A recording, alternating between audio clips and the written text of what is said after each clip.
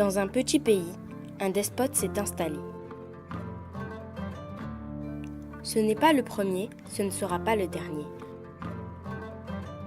Pour gouverner, il a besoin, comme tout despote, que son peuple ait peur et qu'il devienne ignorant. Pour la peur, ce n'est pas difficile. Celui qui lui désobéissait avait la tête coupée. Celui dont la tête ne lui revenait pas avait la tête coupée. Parfois, il coupait les têtes sans raison, pour s'amuser.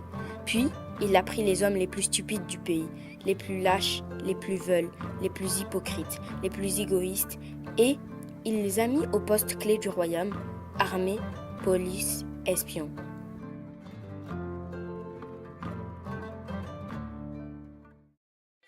Moi, Et oui, c'est moi le despote. Vous ne me connaissez pas? Mais si, voyons, tout le monde me connaît, car c'est moi qui règne sur ce pays, et je fais ce que je veux par tous les moyens.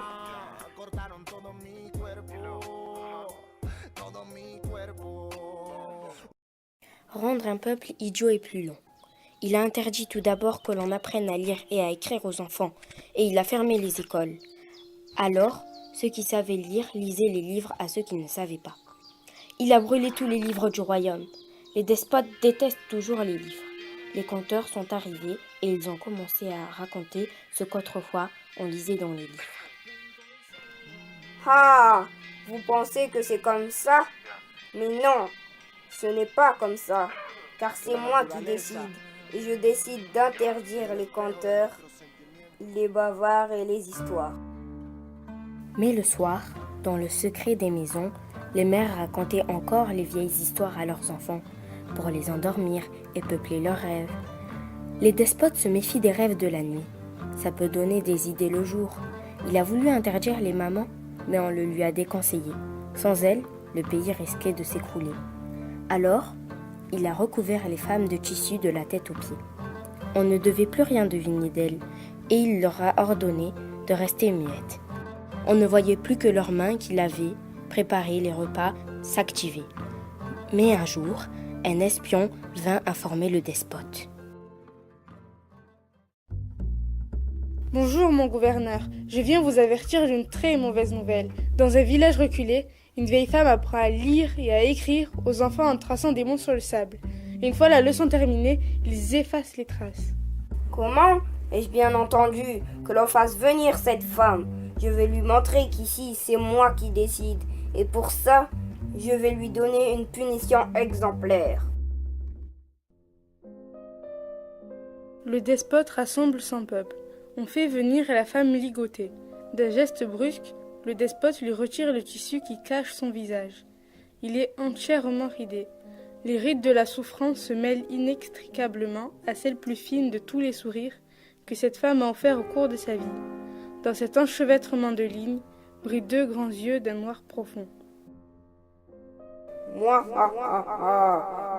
Alors, vieillard de Décati, tu oses prétendre de tenir le savoir, et pire encore, le transmettre? Oh non, ce que je sais n'est qu'une goutte d'eau dans l'océan de toutes les connaissances. Eh bien, voyons si ta goutte d'eau va nager ou se noyer dans l'océan. Je vais te poser une question, et si tu es incapable d'y répondre, je te couperai la tête comme à mon habitude. Et puis, je couperai la tête de tous ces jeunes enfants à qui tu prétendais apprendre à lire et pourquoi pas à réfléchir.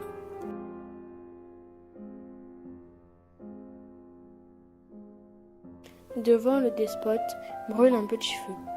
Avec une pince, il prend une braise rougeoyante et la jette dans une cruche remplie d'eau. Moi, Alors, vieillard de ridicule, qui de la braise ou de l'eau a fait ce que tu viens d'entendre? Je suppose à la fois la braise et l'eau. Oui, mais dans quelle proportion exacte d'intensité? La vieille femme ne sait quoi répondre. Elle pâlit. Elle attend la mort. Mais brusquement, elle se souvient que des enfants vont aussi avoir la tête coupée. Alors, une colère la prend, une colère magnifique, fantastique, cataclysmique, une colère historique. Et pour une fois, quoi qu'on dise, cette colère est bonne conseillère.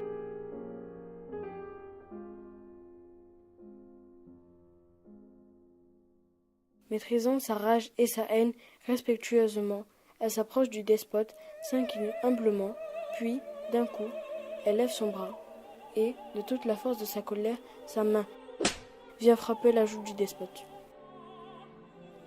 Qui de ma main ou de ta joue a fait ce clac que tu viens d'entendre? Et surtout dans quelle proportion exacte d'intensité? T'es dégoûté, le despote, tu baisses ta tête, quoi. Le despote, interdit, se frotte la joue.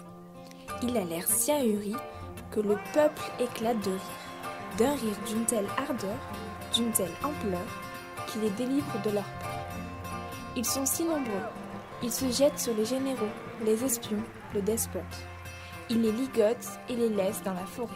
Sans doute, le lion les a déchiquetés, le crocodile les a dévorés, le léopard les a croqués, la hyène a léché leurs os, et la terrible panthère rouge a sûrement gobé leur petite cervelle. Mais on ne va pas pleurer. Depuis, dans ce pays, on apprend aux enfants que la colère et le rire sont les armes des pauvres. C'était un conte peul du Sénégal.